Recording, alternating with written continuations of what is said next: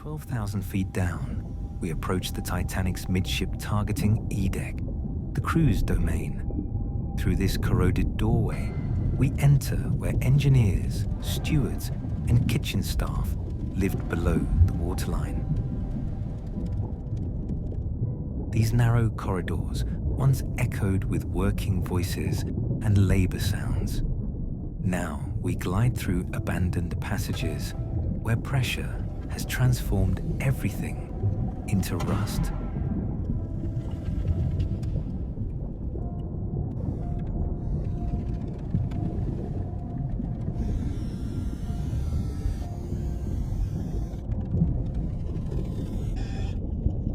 Before we explore the vault's hidden treasures, I need to know, would you risk diving this deep to see these riches in person? Drop a yes or no in the comments. And if you're loving this deep sea journey, smash that like button and subscribe.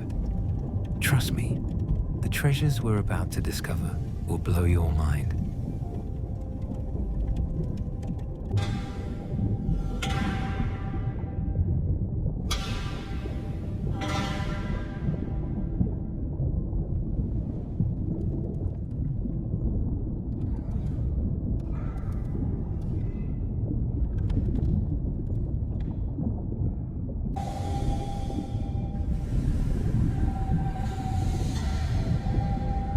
We've entered first-class territory where wealthy passengers stored their valuables.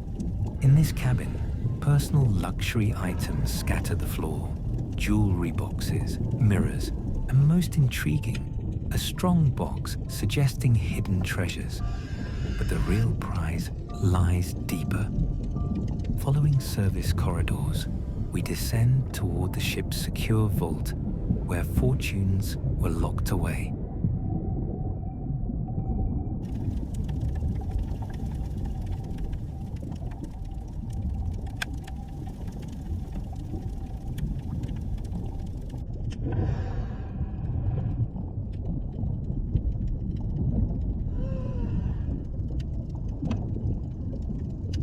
Through crew passages and service stairwells, we navigate toward the ship's most protected area. Notice how the architecture changes. Thicker walls, reinforced doorways, restricted access points. We're approaching the vault corridor, where Titanic's most valuable cargo was secured. What survived 112 years of crushing pressure? We're about to discover.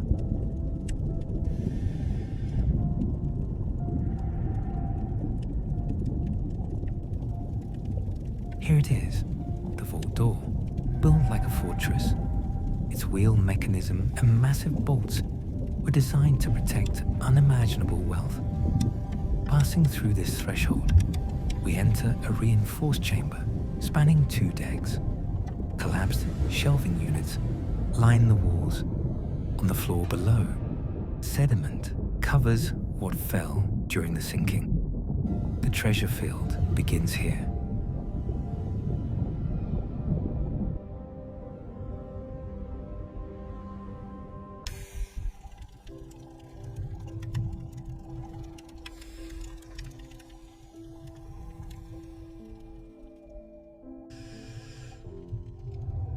Metal containers scatter the vault floor.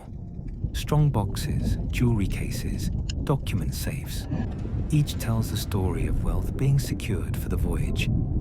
Some lie alone, others clustered as they were stored.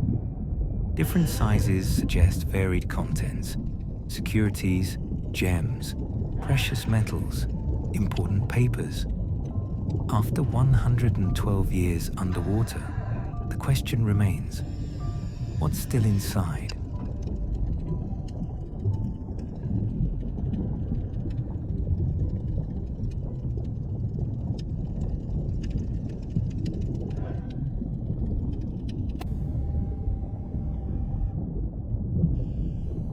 The evidence of extraordinary wealth becomes undeniable. Heavy containers suggesting gold bullion, scattered jewelry catching the light, coins spilling from split cases. each item a fragment of 1912 fortune.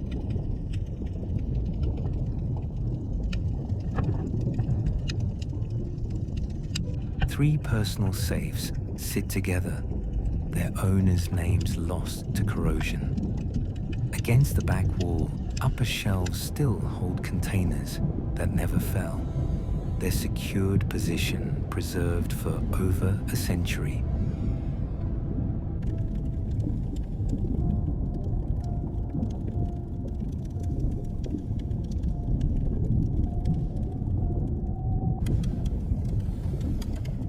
A diamond merchant's case reveals compartments designed for gemstones, document cylinders, protected securities, and papers.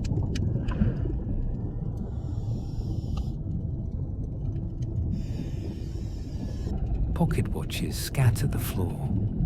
Time literally stopped. From above, the treasure field scope becomes clear. Dozens of containers holding the wealth of Titanic's privileged passengers. Each piece survived the sinking.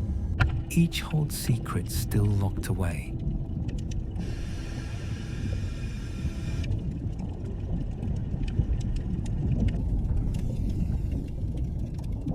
Archaeological markers show investigation teams have catalogued this wealth. In the vault's corner, current concentrated the highest density of containers. A diamond necklace drapes across a box, chain intact after all these years. Military medals rest in their case, honors worth more than metal. A passenger trunk split open reveals luxury mixed with personal treasures.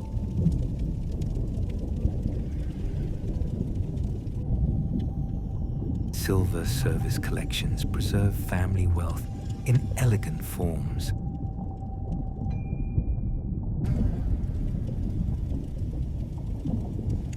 As we exit the vault, looking back through that massive doorway, the treasure field fades into darkness behind us. The weight of discovery settles in. Ascending through service corridors, we carry knowledge of fortunes locked beneath the Atlantic. The return journey begins.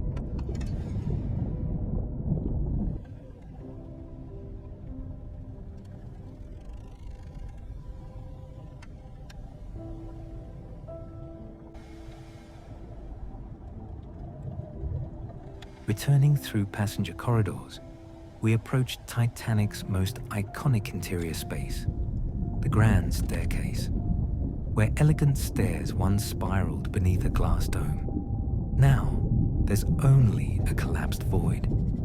Adjacent reception rooms reveal social spaces where first-class passengers gathered. The architectural grandeur persists despite destruction, leading us toward the dining saloon.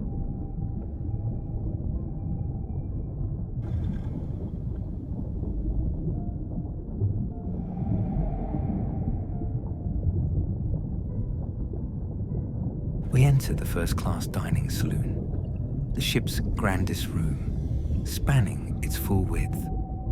Tables and chairs scatter the floor where hundreds dined nightly. A collapsed table shows place settings, frozen mid-service. Through servant passages, we reach the galleys, where industrial kitchens prepared luxury meals.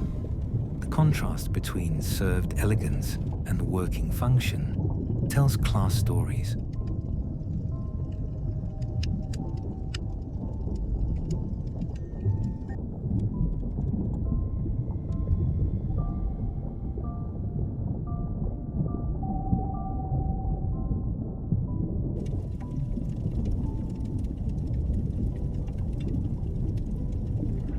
The pantry's massive supply infrastructure fed thousands.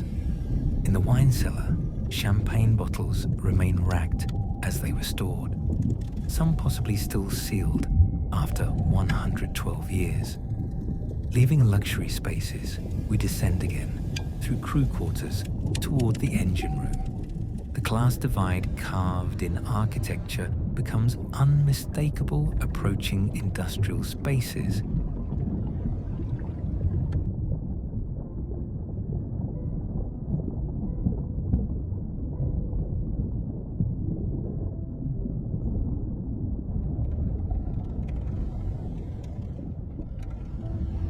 We enter Titanic's engineering heart, the boiler room. Massive boilers dominate this industrial cathedral, where coal powered the ship's ambition. Adjacent fuel bunkers stored tons of coal. The engine telegraph connected bridge commands to machinery below. In the engineering workshop, tools for ship maintenance scatter the floor. Here, crew kept this floating city operating.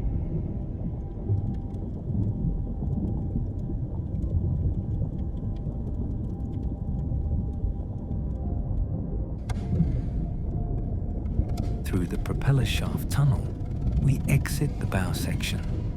Crossing the debris field between ship halves reveals the stern's catastrophic damage, twisted beyond recognition. Where the bow settled relatively intact, the stern was destroyed during the sinking's violent end.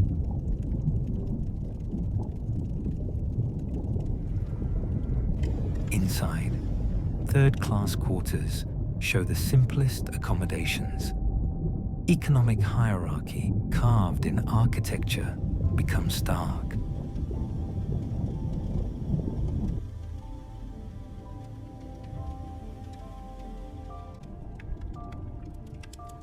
Third-class passenger belongings tell working-class stories. Simpler treasures carrying immigrant dreams. At the poop deck, the poorest aboard gathered. Stern steering mechanisms controlled the ship's navigation.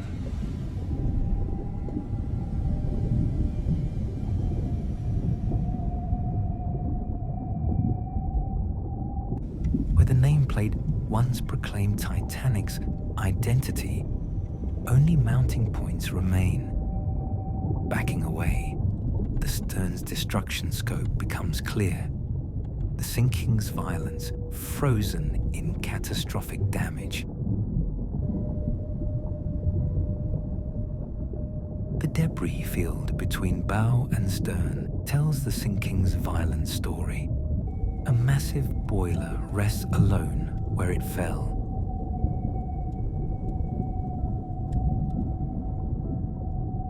Scattered luggage holds personal belongings.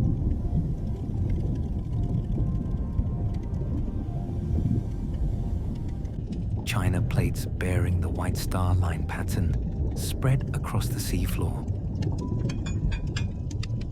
Twisted deck chairs mark where passengers once relaxed. Each scattered item preserves a fragment of that final night's chaos. Scattered jewelry, rings, necklaces, brooches, marks where passengers lost everything. The ship's bronze bell lies silent.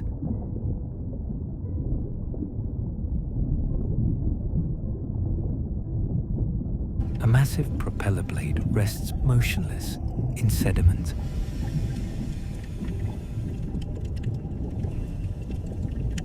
Collapsed davit equipment shows where lifeboats launched, too few for everyone aboard. From above, the debris field's vast scope tells individual stories scattered across the seafloor. History preserved in wreckage.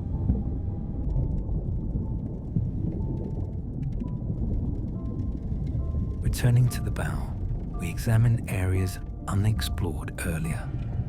At the forward railing, cinema's most famous viewpoint, we connect cultural memory with historical reality.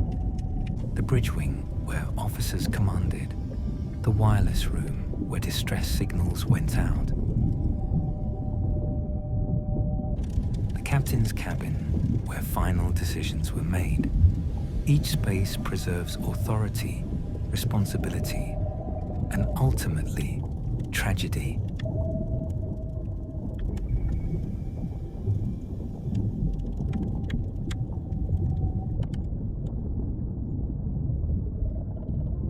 the chart room where that fatal course was plotted. Forward cargo holds storing mail and commercial freight.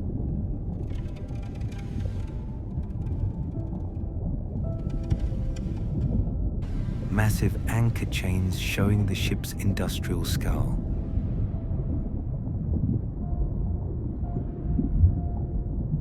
Backing away for a final bow view, we see the section's remarkable preservation. Engineering marvel and maritime tragedy exist together, frozen 12,000 feet down, slowly returning to the ocean.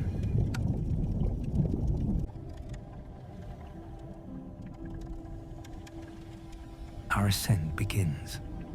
The Titanic fades into darkness below, returning to its eternal rest.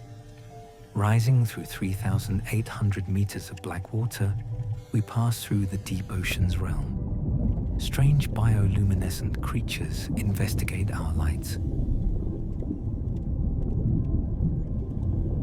Depth markers track our progress. Entering the twilight zone, faint light begins penetrating from the world above.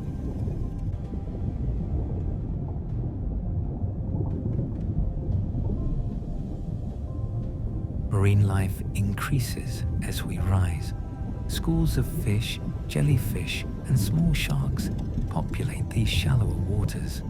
Surface light grows stronger above.